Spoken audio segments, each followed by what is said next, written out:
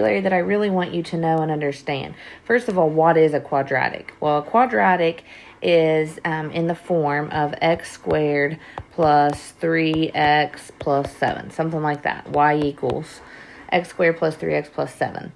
And when I graph a quadratic, there are several things that we will notice about quadratic functions. They make this U-shaped, and this U-shaped graph is called a parabola. It looks like parabola, but it's called a parabola.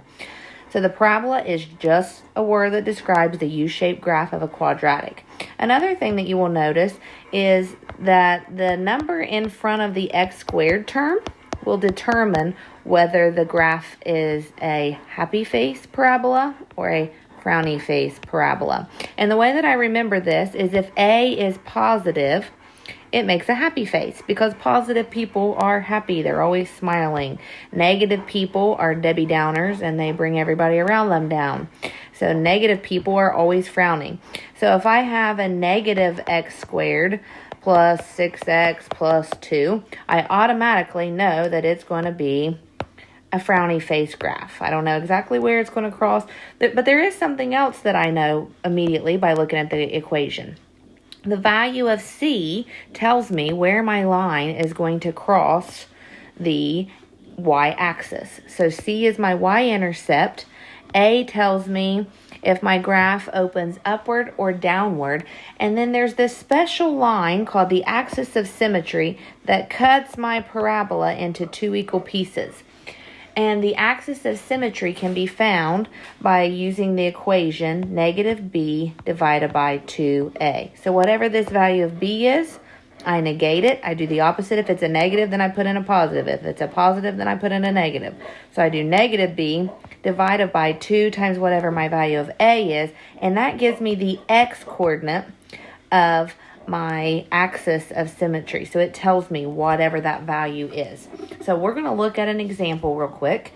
And I'm going to pull open Desmos here on my Chromebook. I don't want to do a Zoom meeting. So I go to Desmos. Sorry if you guys hear my dog snorting again in the background. It's a American Bulldog and he's noisy. Okay, so anyway, I want to type in 2x squared plus, 3x minus 7. So remember, I told you that the minus 7 tells me where my line is going to cross the y-axis, and it does. I also told you that the a value, so in this case it's a 2, and that 2 is positive, that means my graph should be a happy face, and it is. And I also told you that the line of symmetry, this value here at the middle, you can tell that's the middle point of my graph, can be found by doing negative b divided by 2 times a. So my negative b here would be negative 3 divided by, because I'm doing the opposite of the positive 3. If you see this is a positive 3 here, so I take the opposite. So it's negative 3 divided by 2 times a. Well, my a is 2. So what's 2 times 2? Well, that is 4. So negative 3 over 4 is negative 0.75. And that is exactly what we have here.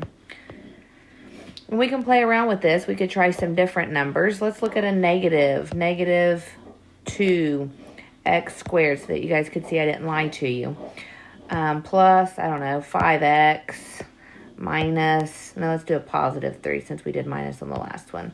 Minus 3. Oh, we did a minus. I did it again. Plus 3.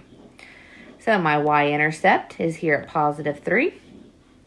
My graph is a frowny face. Notice the number here in front of my x squared term is negative, so it should be a frowny face. And if we do negative b, negative 5, divided by 2 times a, that's negative 2 times 2, which is negative 4. So I have negative 5 divided by negative 4, and that is 1.25. So there we go. That worked. So those are just some things that you can know just immediately by looking at a graph. Another cool thing about that negative b over 2a is it gives us the minimum value or the maximum value. Notice this graph is a frowny face, this blue one, so it has a maximum value. This is the highest point anywhere on that graph. So that where the axis of symmetry goes, that point is also called the maximum value. It's the highest point on the y-axis that we'll ever get, or our highest y value. If you look at the red graph, let's focus in on it. It's a happy face, so it has a minimum value. It has a lowest point on it. The lowest point, once again, is at that where the axis of symmetry goes through. So those are some things that we can quickly figure out by just analyzing graphs of quadratic functions. And what I want you to do is play around with Desmos a little bit. Type some equations in. And then there's one other thing that I want to talk about, and that is the root or the solutions to the quadratic equation. So if I were to set this quadratic equal to 0 here, then somewhere there are two values of x, or maybe one value, or maybe no values of x that make this equation true. When I plug in a value for x, I should get out a 0 for y.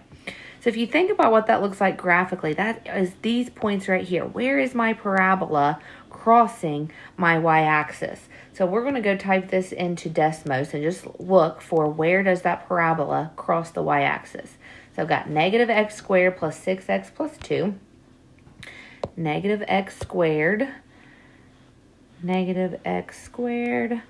plus 6x plus 2. I think that's what I had. I'm really forgetful. I'm sorry, guys. Bouncing back and forth. Yep, negative x squared plus 6x plus 2. All right, so where does that cross the y-axis? It crosses here at negative 0.317, and they're at 6.317. Those are weird answers. They're not whole numbers. That'd be really hard to find by factoring. An easier way would be to use the quadratic formula, or like we did, simply use Desmos. This is a really handy tool that you have. So we're looking for where the parabola crosses the x-axis, and those are called the roots. Those are the roots of the quadratic function. So for our vocabulary so far, we've covered a quadratic function or an equation. So that's this. It's a function if we have it equal to f of x. It's an equation if we say it equals y. We have the a value tells us if it's going to have a minimum value, have a low point like this, or if it's going to have a maximum, a high point here. The c tells us where the line crosses the y-axis. We know that these are called the roots. Where it crosses the x-axis is the roots. We know that the axis of symmetry is found by using this, and that also gives us the x-coordinate of our minimum. It gives us the x-coordinate of our axis of symmetry. The x-coordinate is the axis of symmetry. I'm sorry. It gives us the x-coordinate of the point that then if I plug it back in and solve for the y value, it will tell us the minimum or the maximum. And then I think that's pretty, we know parabola. This is called a parabola. This graph is called a parabola. So that is where we are, and I'm going to stop there. That's just some vocabulary for you. I'm going to post a Quizlet for you guys to practice vocabulary, and that is your video for the week.